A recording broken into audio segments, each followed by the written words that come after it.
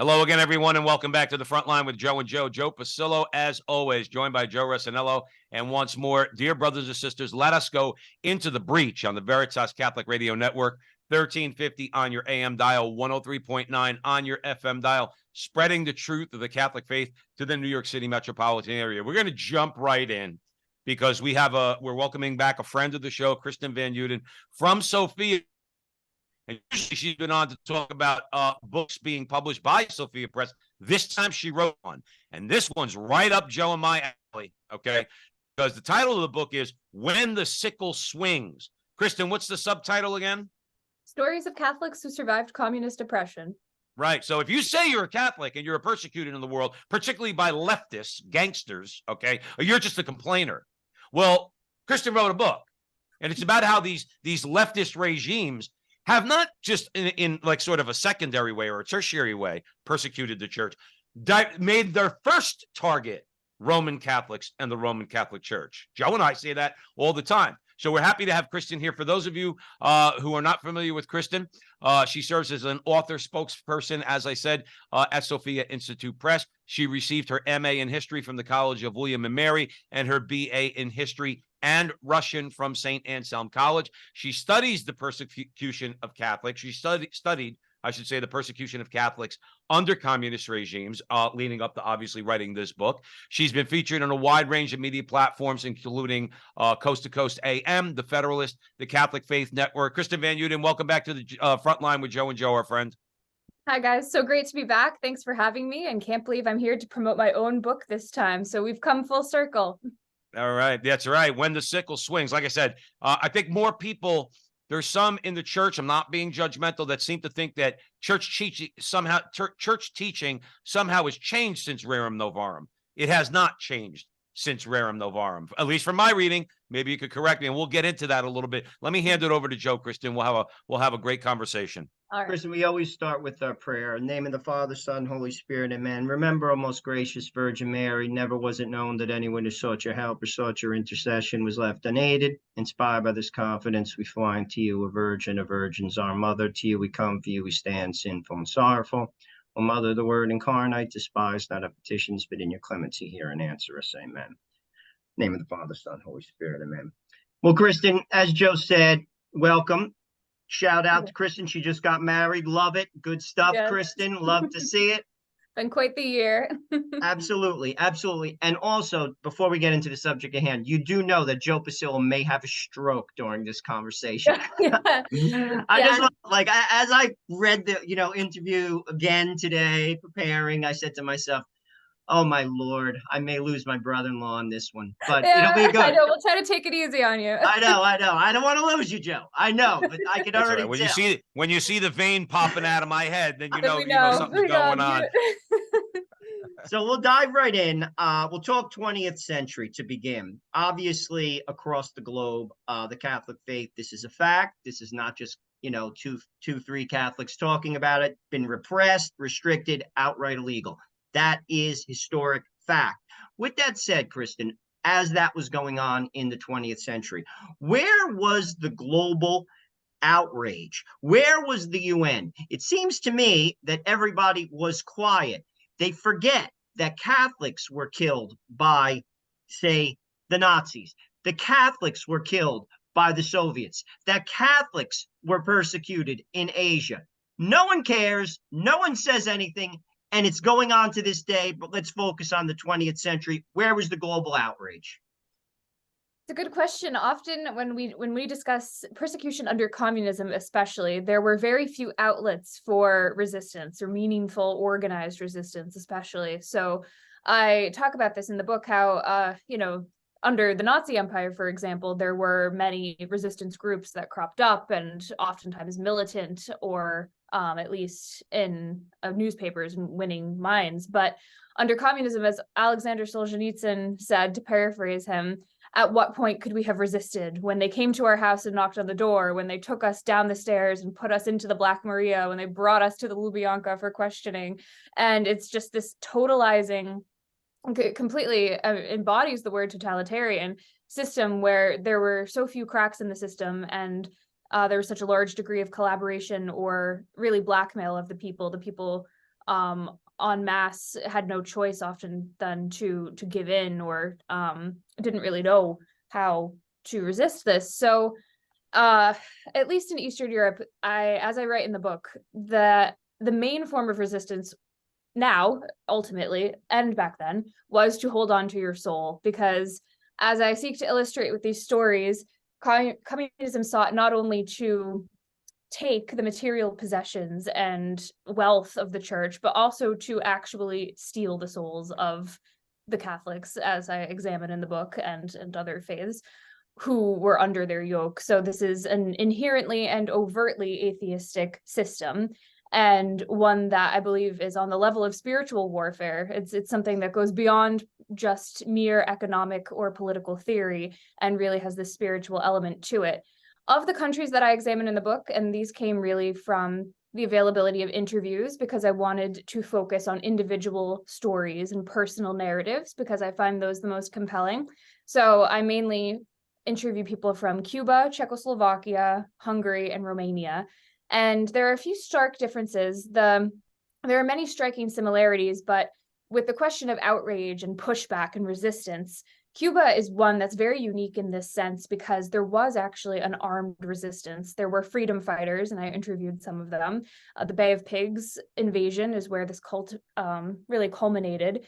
And they were empowered in this way, in part because of the involvement of American intelligence with the anti-communist resistance movements there, because obviously of its geopolitical significance and its proximity to Florida, but also, interestingly, because of the empowerment of these Catholic action groups. So true Catholic action, not the Catholic action that's kind of been perverted by leftists, but the Catholic action that Pius X told us, in his words, to restore all things in Christ, to bring Christ into the public sphere, had been quite active in Cuba for a while before the revolution.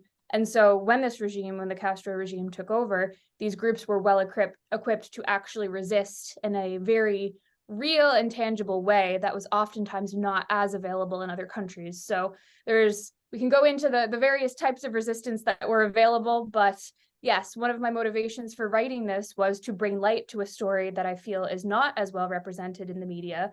We now hear many Holocaust narratives, for example, and I grew up reading these narratives and was just horrified by the horrors of the 20th century. But I heard less and less of the horrors that occurred under communism, especially towards Catholics. And these stories are oftentimes not written down. So the people that I interviewed are all still alive and have not really told their stories before in this way.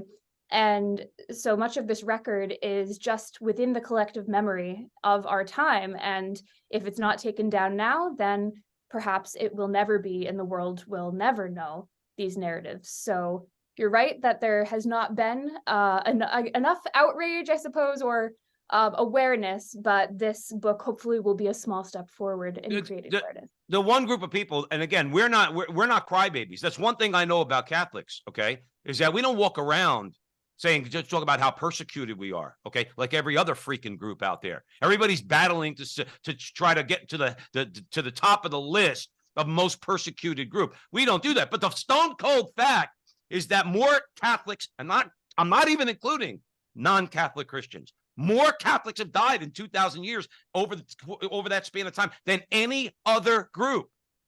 That's a stone cold historical fact.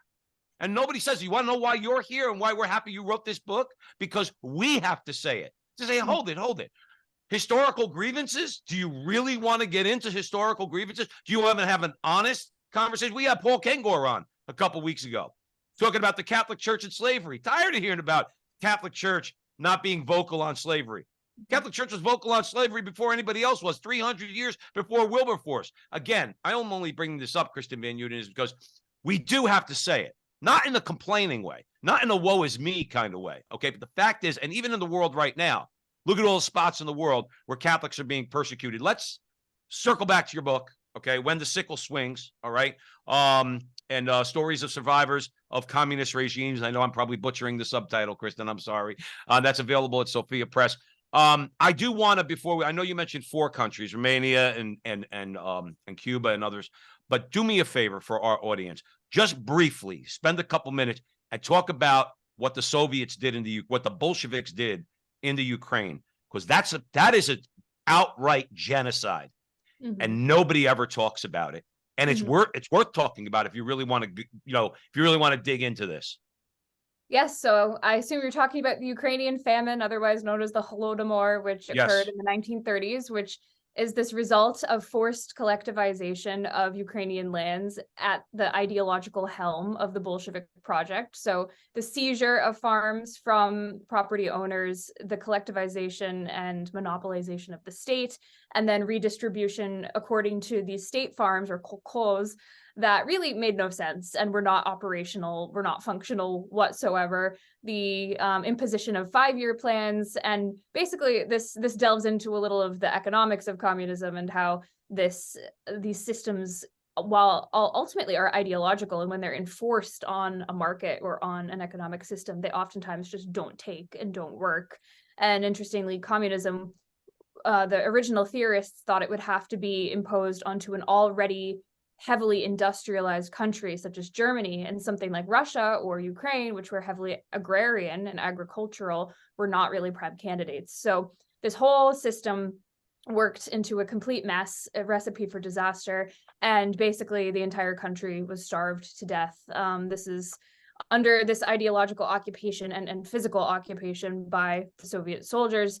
This is when you would see piles of grain being left to rot, and starving people who would go and try to take some being shot on the spot. And just all of this, just you look at it, it makes absolutely zero sense. But of course, it was in service to the ideology of communism. So there were other famines in the 1920s that resulted from collectivization. And of course, there is this very, to the Holodomor, there's a certain degree of anti-Ukrainian sentiment as well that comes from the Soviets, desire for more cultural hegemony as well. And so, and let's be clear, the Ukrainians, it's a Catholic country.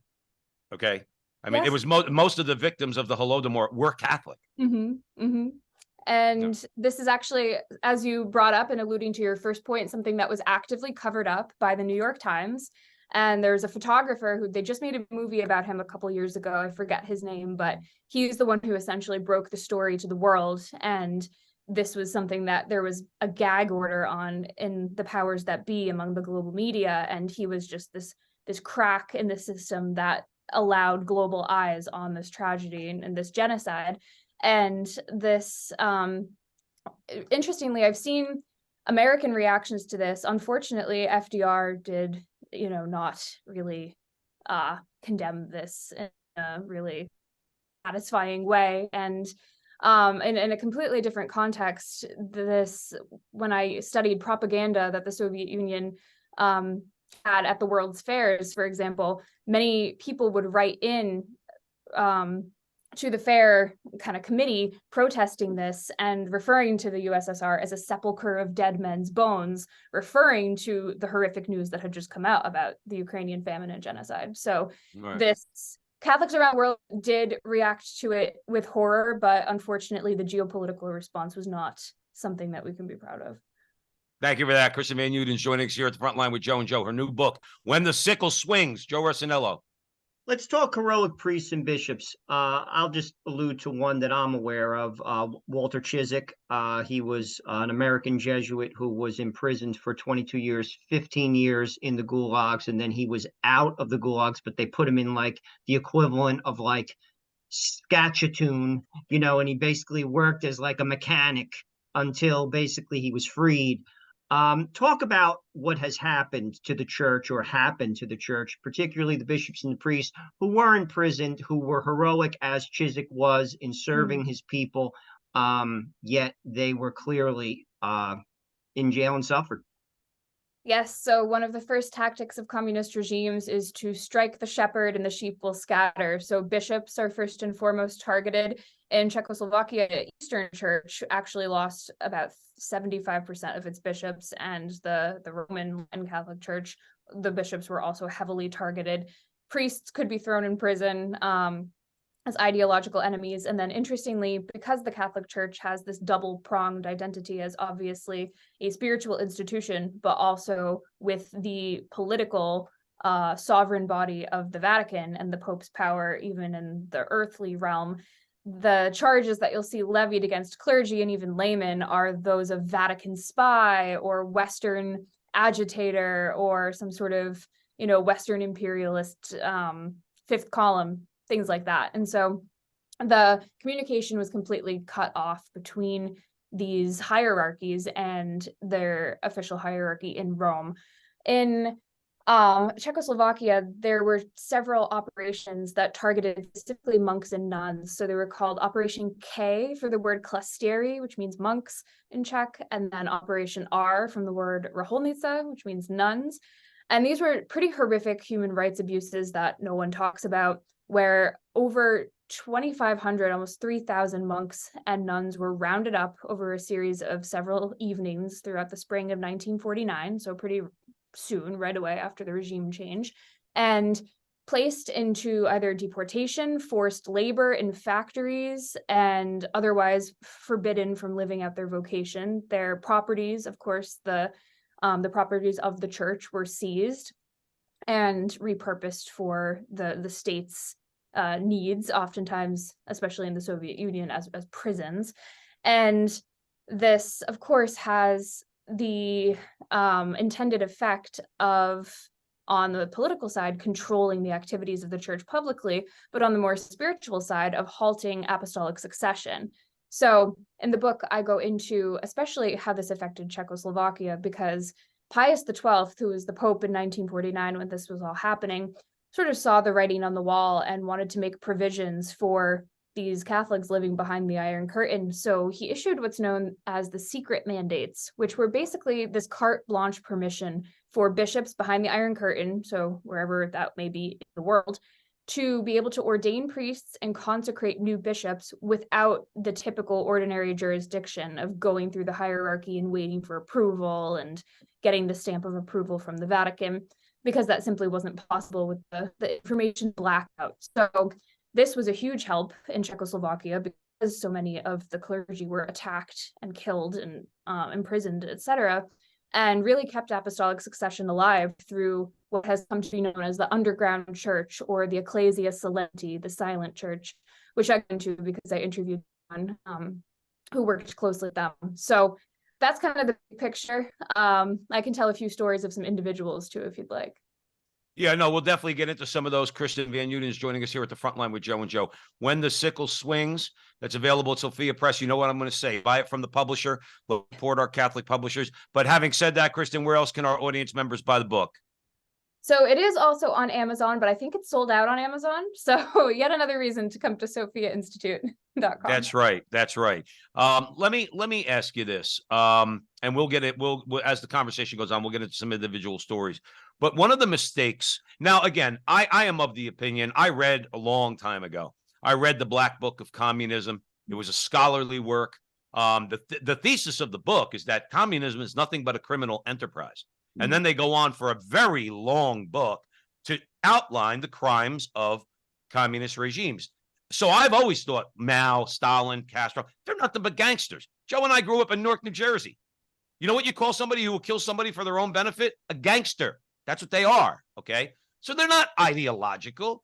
They again, you're talking about persecution of Catholics. So like the gangster Henry VIII, in other words, they're motivated by confiscating church property, okay? So that's one thing. But here's my point in bringing that up, Kristen Van Uden. But there are true believers, all right? There are true believers amongst the rank and file, ordinary Russian, let's say, if we were talking about Russians, or ordinary Cuban that might actually believe in La Revolucion, you know, this communist idea of a worldly utopia. I'm going to throw it over to you. I think it was Russell Kirk who said, "Don't immanentize the eschaton." You are not creating heaven on earth. Right. Talk about the mistake of thinking that you can, which is exactly what the true believing communist actually thinks could happen, and they're just quite frankly wrong. Yes, exactly. And that is the eternal problem of utopian thinking, is that, as we know as Catholics, this is not possible here on earth. Heaven is in heaven. It's not going to happen on earth. Even though Jesus has come for the first time, we are still a fallen people, and we know that we must store up our treasures for the next life. However, this cosmology is completely inverted in the communist ideology. And so They do believe that you can create utopia on Earth, and all of their purported aims are towards implementing this goal.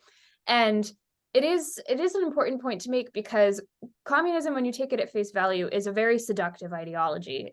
When you believe that it will fulfill the goals and promises that it has made, is something that would be very difficult to resist. And I call it the doctrine of the Antichrist early on in the book, and make these comparisons to much of the literature of the Antichrist that I believe we've discussed before on this program, of especially Robert Hugh Benson's Lord of the World, where the Antichrist is selling this beautiful world free from any hatred, free from want, free from division, full of pleasure and economic success and bounty. And this is exactly what communist propaganda promised for the future. And of course, the great irony is that this never actually pans out, because just like the Tower of Babel, this is a project that's doomed to failure. Ultimately, the central theological mistake is placing the state, or really any human institution, at the level of God and at the level of the church. And with the wrong orientation, it collapses. And so this, as we've discussed Father Michelli's books, for example, The Gods of Atheism, where he discusses that atheism is not really the absence of worship, but the worship of idols.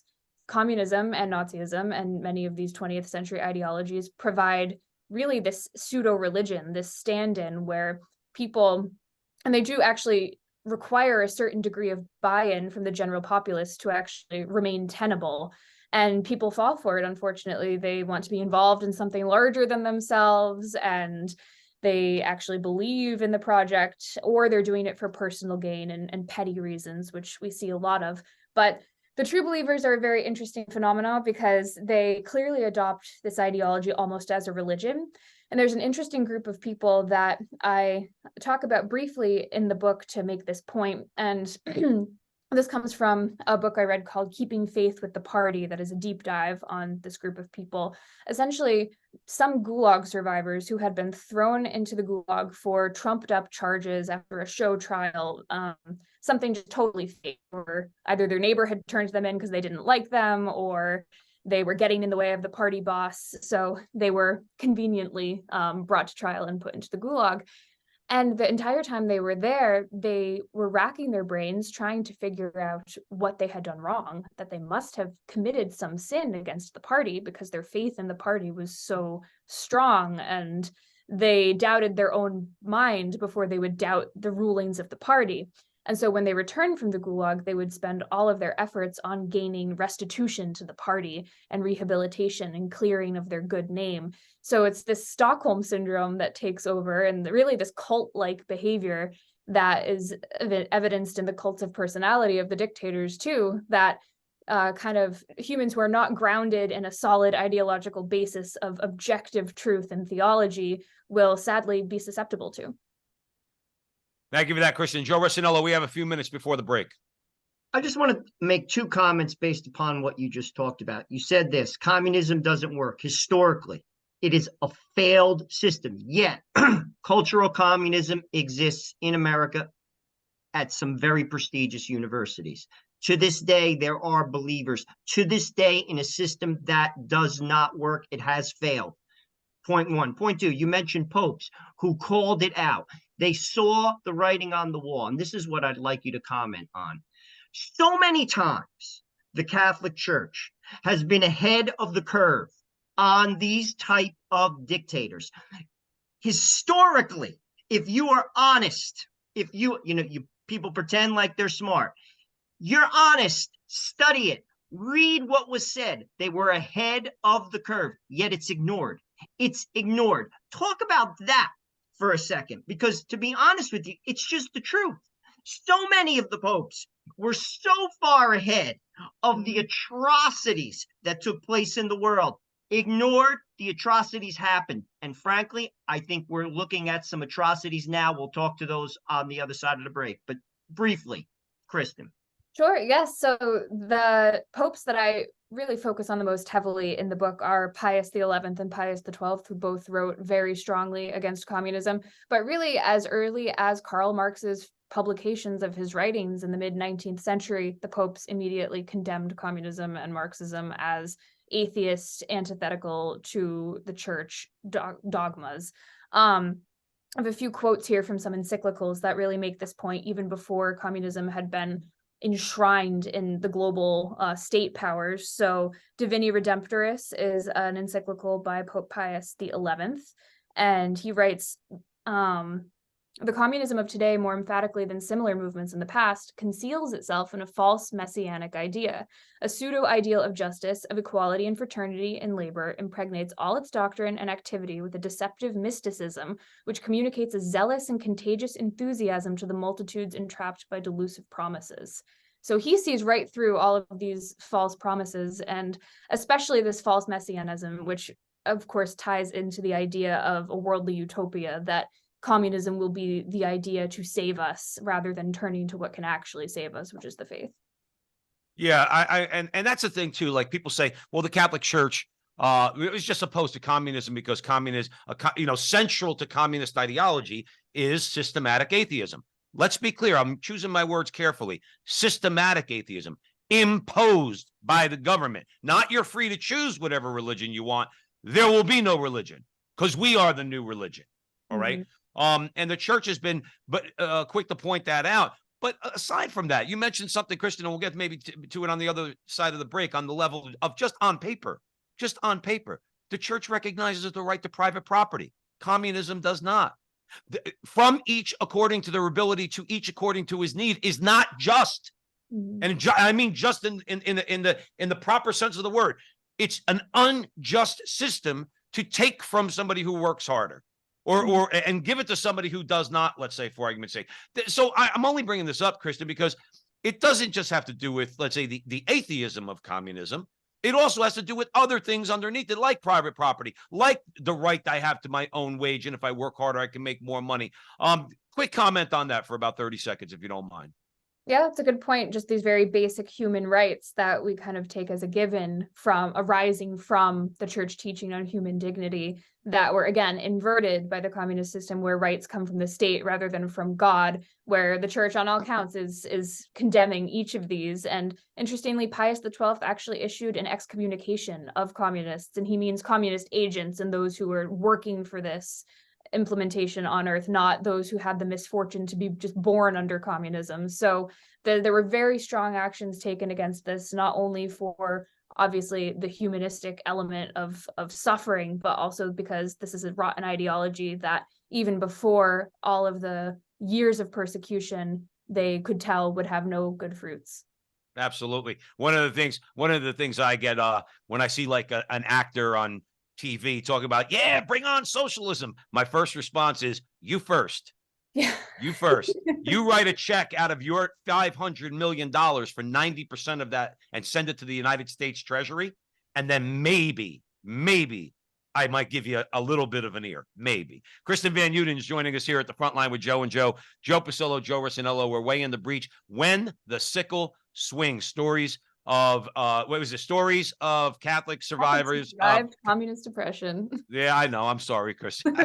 I butchered that. That is available at Sophia Institute Press. So please buy it there because Amazon's sold out, and we're happy. We're happy that you're sold out. And even though it's on Amazon, but please go buy it from Sophia Press. Kristen Van Uden is going to be with us for another segment, so don't go anywhere.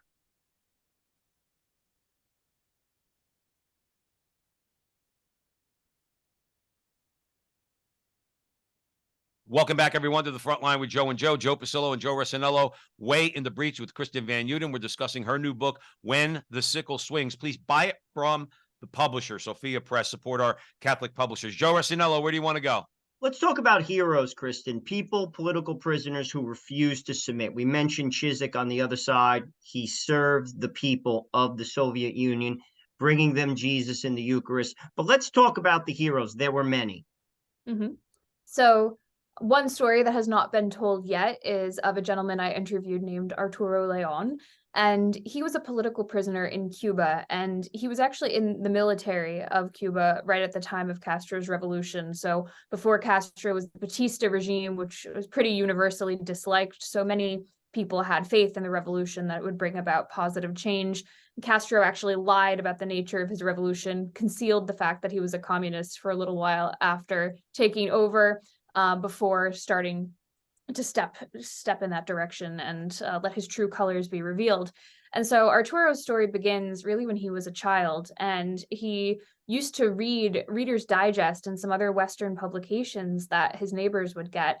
And through that, he learned not only critical thinking, but also news of communism in Eastern Europe and how horrific it was. So stories like Cardinal Mindszenty and his fate under the Hungarian regime, and other just statistics and obviously anti-Catholic measures that were being taken. So he was already mentally prepared for this. So he remembers seeing right through Castro's lies from the very beginning. He immediately got involved with some of the counter-revolutionary groups and activities. So Cuba, as I mentioned before, was unique in that there was this sort of guerrilla warfare that these resistance groups were able to take against the state. So this really armed militant resistance. And he was eventually arrested for these activities and sentenced to 30 years in prison, which was the longest sentence that one could receive as a political prisoner. Anything beyond that would just merit an execution on the spot. So he ended up serving 17 years of that sentence. An amnesty was negotiated by the Carter administration, actually. So after that, he moved to Miami. But he was one of the prisoners known as the plantados, and this comes from the word for planted or firm. These were the prisoners who refused to submit to re-education or to give in to any of the incentives that were placed upon them in prison to try to induce them to apostatize or to give up or to renounce their beliefs. These prisoners were the ones who were very tough and who would under no circumstances give up. So they, of course, received worse treatment from the guards. They would have to wear a special yellow uniform to set them apart from the rest. And he remembers hearing through the walls executions. So he would hear men crying "Viva Cristo Rey" as they went to their deaths. And his friend, unfortunately, was tortured for refusing to submit.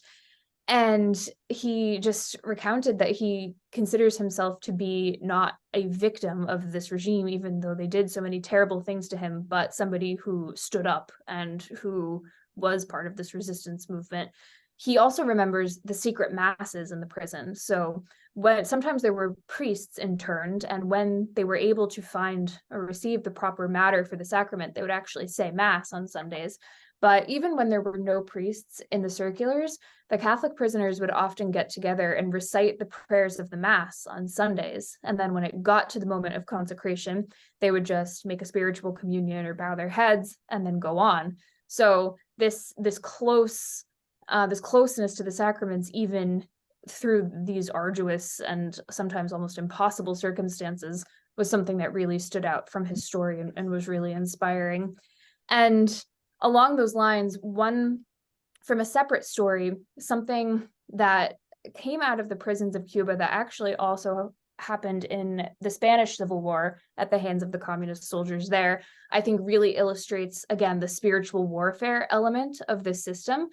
And that's this little vignette. The guards, these, of course, many of them were quite sadistic, would sometimes try to get Catholic prisoners to apostatize and to give up the faith by whatever performative action they required. So pinching the grain of incense, as the Roman martyrs were asked to do.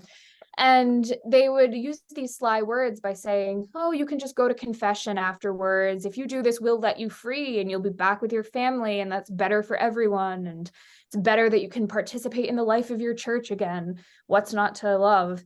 And many refused, of course, to trust them, essentially, or to give up the faith even to a small degree. But sometimes people would cave, and it would be, after days and days of torture and starvation, and they were very much not in the right frame of mind, so only God can judge their souls. But sometimes they would say, "Okay, fine, I'll make whatever little performance they want, and then I can go to confession as soon as I get out of here." They would give up the faith somehow, and then the guards would sadistically just laugh at them and say, "Great, now you're going to hell too," and immediately shoot them on the spot. So just this horrific, for a purportedly materialistic atheist regime who doesn't believe in the immortal soul, why would they take such sick pleasure out of destroying a soul in that moment? Yeah, I've always been struck by that. It's like they're not satisfied to kill you. See, most of the oppressors, like I think of a Nero. Nero had no concept of that. They just, oh, these people are a nuisance. I want to get rid of them. Okay. But you see how evil they are, and they hate when we use that word because I don't know if they believe in evil. I don't know what communists believe, but it's not enough that you got to shoot the person. Not enough. You got to kill them. You got to get them to renounce Jesus Christ. That's the sick and evil part of it. Kristen Van Uden's joining us here at the front line with Joe and Joe. Her book, When the Sickle Swings, Stories of Catholics Who Survived Communist Oppression. Joe, I'm going to hand it over to you before the vein pops out of my head because I'm starting to, you know, like when I hear all this stuff. No, seriously, because here, all right, I know what I want to ask you, Kristen. Because we don't want to get into too much of the book because we want people to buy the book and go read it for themselves. So that's why I'm throwing all this at you. Why do we allow it? Why? No, not just as Catholics, but also as Americans. Okay, if I was told, there was a professor at my school, and I went to Seton Hall University. Oh, wait a minute, it wasn't Seton Hall; it was somewhere else. But the professor had a poster of Vladimir Lenin on his wall. Okay, it's like, okay, so why do we rightly condemn? And no university would hire somebody who was an avowed Nazi. So, well, you know, I'm a Nazi. I believe in Nazi ideology. I would say, well, that's a disqualifier. But we allow these people that actually could identify as Marxists, as communists. And nobody says anything about it. They think it's such a wonderful ideology. That's why we're so happy you wrote your book. Okay. So that people say, no. It's just as evil. Why do we allow it, Kristen? Yeah, it's a good question. And often we just feel helpless and flabbergasted that why has the world not condemned this ideology that is responsible for millions of deaths and its continued actions. And a certain degree of this, in my opinion, is actually planned and concentrated. So a book that I would really recommend that is more on the political side is called American Betrayal by Diana West, where she essentially outlines communist infiltration into the American government as early as the FDR administration. His assistant, Harry Hopkins, his advisor, was quite cozy with the communists. And we know FDR himself called Joseph Stalin Uncle Joe and had this policy of deference towards him, which is really inexplicable unless you think maybe there was some sort of ideological match there.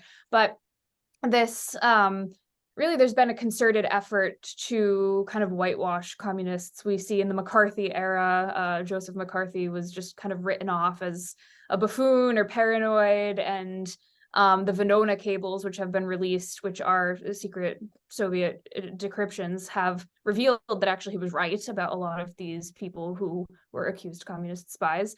And so there is this ideological occupation almost. Brings into mind the works of Bella Dodd as well, who I know we've discussed before, who was a communist agent who converted to Catholicism and renounced communism under the influence of Bishop Sheen. She had admitted to placing men in the seminaries who were either true believers in communism or friendly or helpful to the communist project, and that was in the US. So all of this infiltration that was going on in a very direct way in overtly communist countries was sort of going on ideologically targeted towards the church and towards the physical political establishments in the West too. You know, I always say on the show that one of the things that we have to do is stop defending and start attacking. Like, you know what I mean? Ideas, bad ideas. We need to go on the offensive. When I wish as Catholics in America, we would turn around and say, hold it. And I'm not going to belabor the point, Kristen, say, hold it. That guy's a professor at Harvard. He's a self-identified communist. Out. Throw his resume in the garbage. He's done. Move on to the next one. And, oh, that's so McCarthy-like. But like you just said, McCarthy was proven to be right. You know, the only reason you like McCarthy because he was pointing out, no, there were communists in the State Department. There were communists in the Army. There were communists in Hollywood. There are still communists in Hollywood. Go ahead, Kristen. I cut you off. Yeah, it's also difficult because communism can be sort of split into its elements. So the economic project is obviously less offensive than someone in the true believer or somebody who would defend Stalin and his deportations of ethnic minorities, for example. So Nazism is something that really is, nobody really supports it for the economic reasons, but supporters of communism kind of have that shield where they can say, oh, well, I condemn the human rights abuses, but the economic policies were fine. But it's kind of refusing to see that there is a connection between these elements that is the problem. Well, I would think that their economic, if you're looking at their economic policies and their economic ideas, but that's also antithetical to Catholicism, as we said, because Catholic Church recognizes the right to private property and a just wage and all these things. And so like even on that level to say, well, no, it's unjust. And on top of that, you have to force it on people because who would want to be a worker in a communist state? I wouldn't want to be one, and I'm just talking about on paper. Let me not belabor the Right. point. Go ahead, Chris. Right. And yeah, it is seductive too, in that, even Marx's works do make some actual, real, solid criticism of the capitalist system and like do have food for thought in that way, but then translate into this utterly evil ideology in practice when they have ever been implemented. And the absurdity of the communist economic system. So the policy of full employment, for example, meant that not anyone who was of working age and ability could be left unemployed. So they would create these ridiculous jobs. So a clerk to print the receipt, one to take the receipt from the desk and bring it to the customer, and another to sign off on it. And again, this ideologically driven economy that even just taking the religious element out of it really does not make sense in practice. No, doesn't make sense at all. So if you're just joining us here at the front line with Joe and Joe, Kristen Van Uden's with us. We're discussing her new book, When the Sickle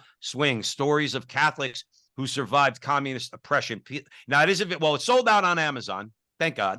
Because we want the book to sell. We want more people to read it. And as Joe and I say on the show all the time, to raise our consciousness when it comes to these topics, okay, and educate ourselves. But go buy it at Sophia Institute Press. Joe Resinello.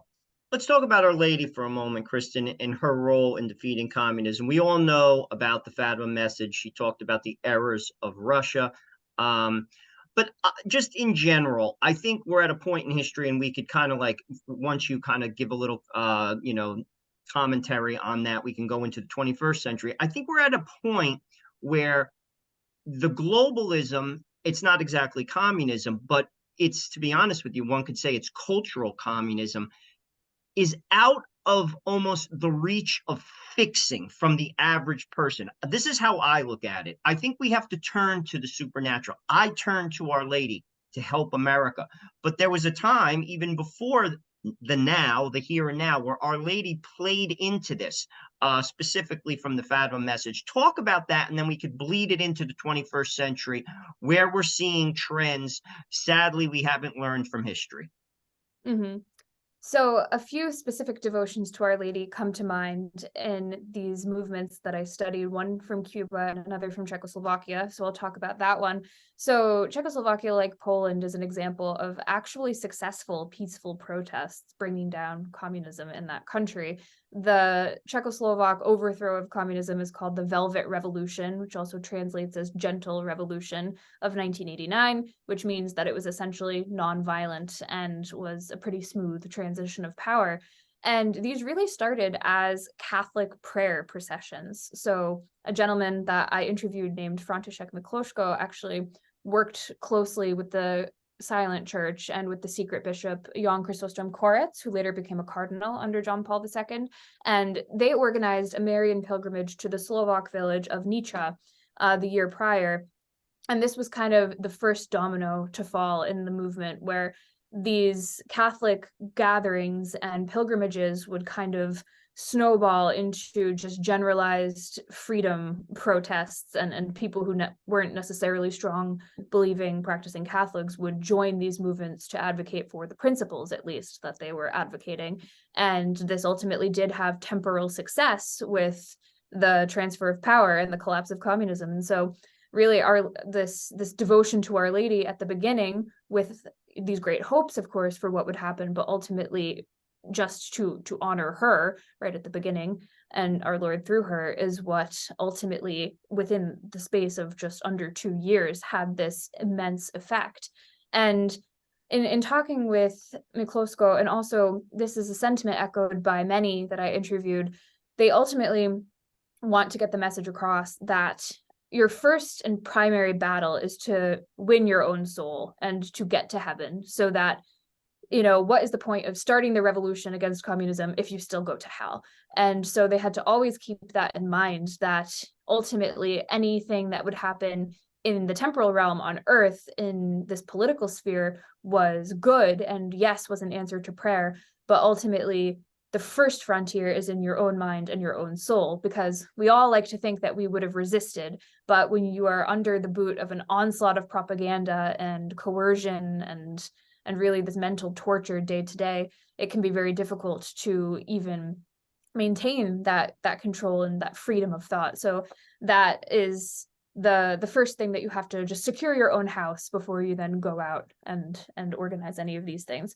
And then the second example would be Our Lady of Charity, also known as the Virgen del Cobre of Cuba. And this is a devotion that predates communism. So actually, it's somewhat of an apparition, but very interesting, the origin. So there were 3 men who were lost at sea, and they see this object coming close to them, and they're praying, of course, this whole time.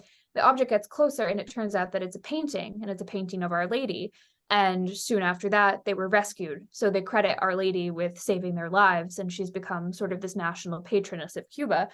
So during communism, the national shrine to her was never touched by Castro. Interestingly, he did not destroy it or move it or make any sort of moves on it.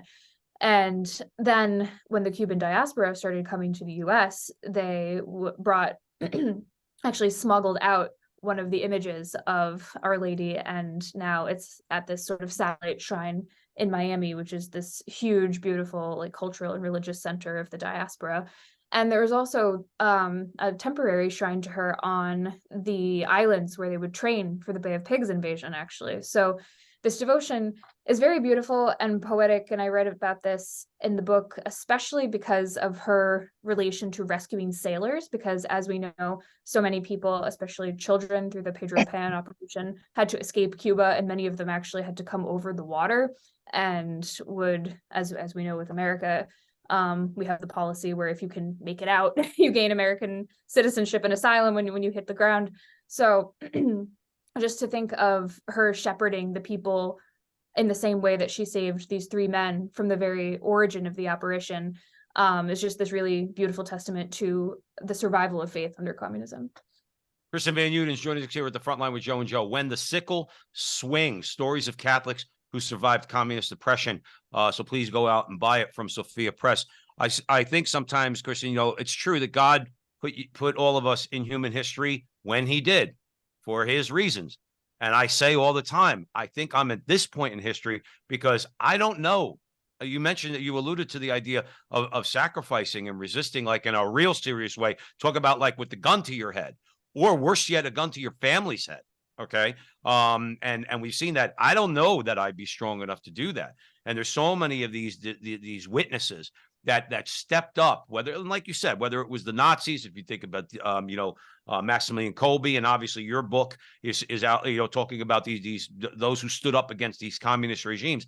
I don't know if I'd be able to do it, but let's talk about what we can do. Now, they're not pulling out guns yet in America, but they're trying to cancel you.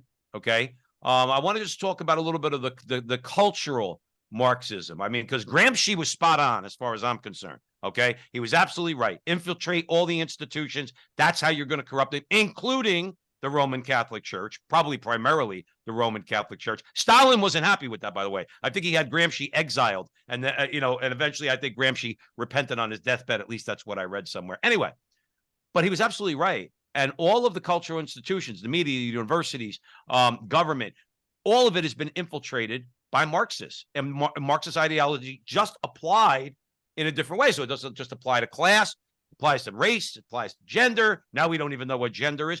Talk about how we as Catholics, again, nobody's got a gun to our heads yet, but how we do have to be brave, because they can cancel you. They can fire you. They can get you fired. They call the Human Resources Department. Have you terminated because you don't believe in gay marriage, or that men can be women and women can be men. I love your ideas. You know where I'm going with all that, Kristen. What are your thoughts?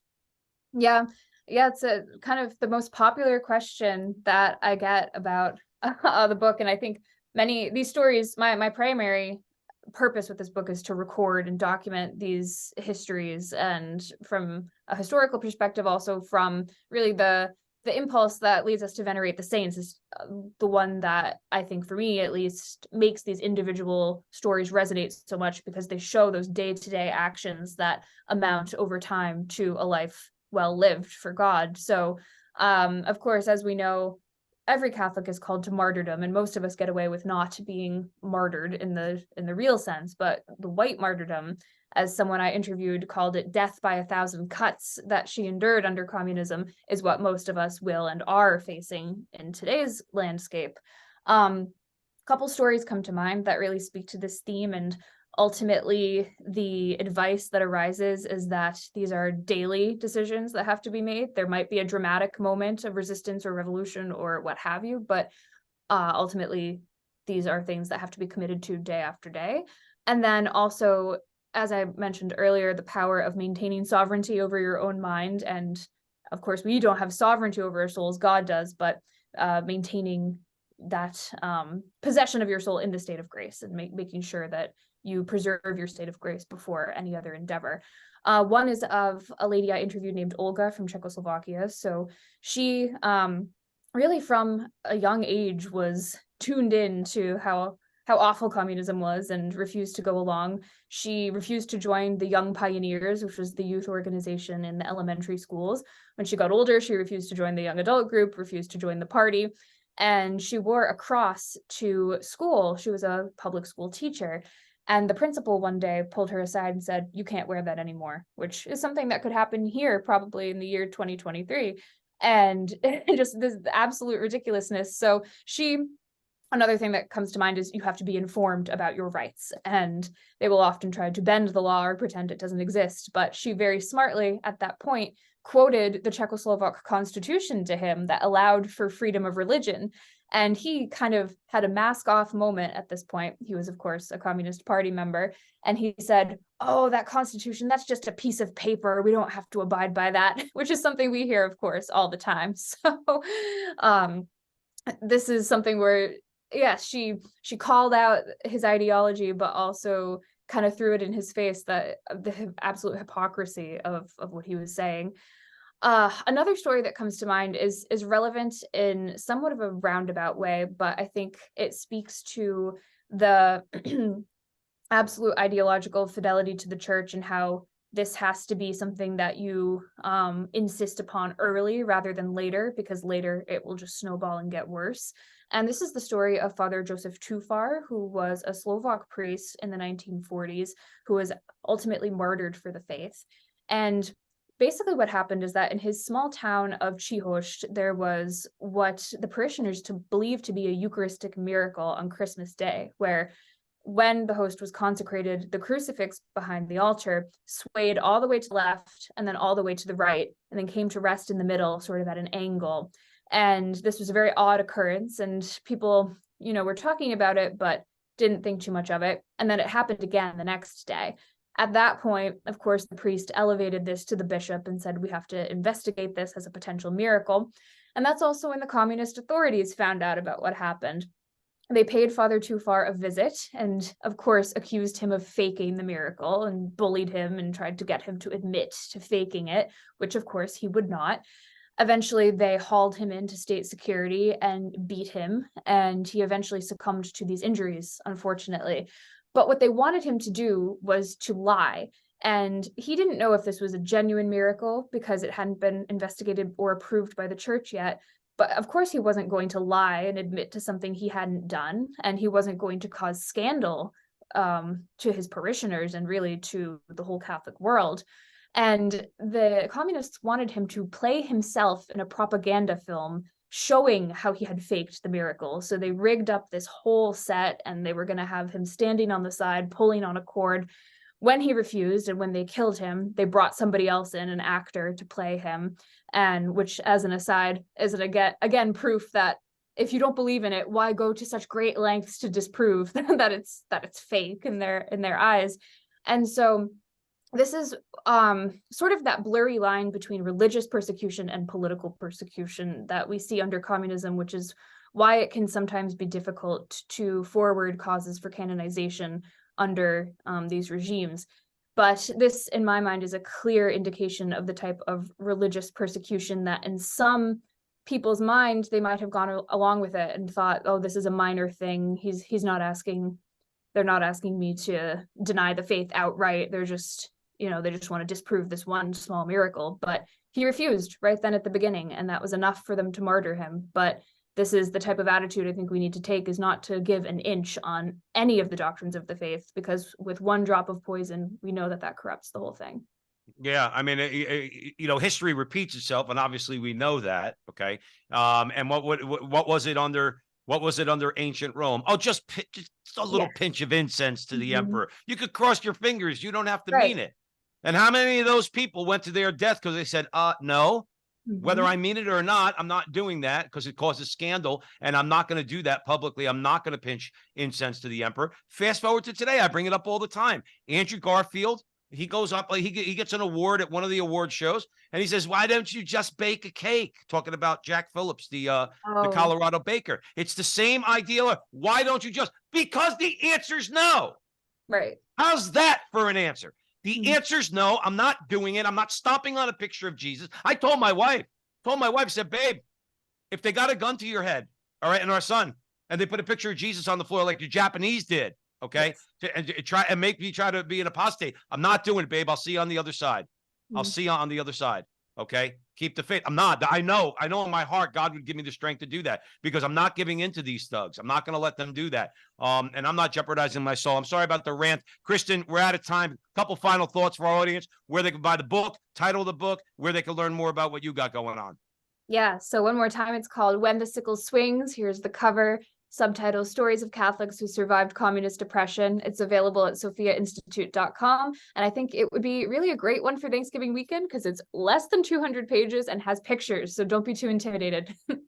Awesome. And you could be that guy at the Thanksgiving table. Yeah, that's right. You're going to talk about politics anyway, so you might as well have some good facts. Be prepared. Be that guy. All right. What would you rather talk about?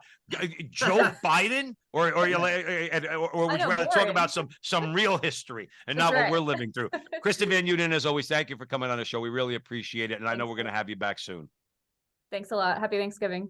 Happy Thanksgiving to you. And thank you all out there for joining us at the Veritas Catholic Radio Network, 1350 on your AM dial, 103.9 on your FM dial, spreading the truth of the Catholic faith in the New York City metropolitan area. Please, if you download the app, share it with your friends. And if you're going to watch this on social media, please hit the share button and help us to spread the word, particularly about an important topic like this. So once again, thank you all. Thanks to Kristen. And remember, until the next time, that our conversation is your conversation, and that conversation is going on everywhere. We'll talk to you soon.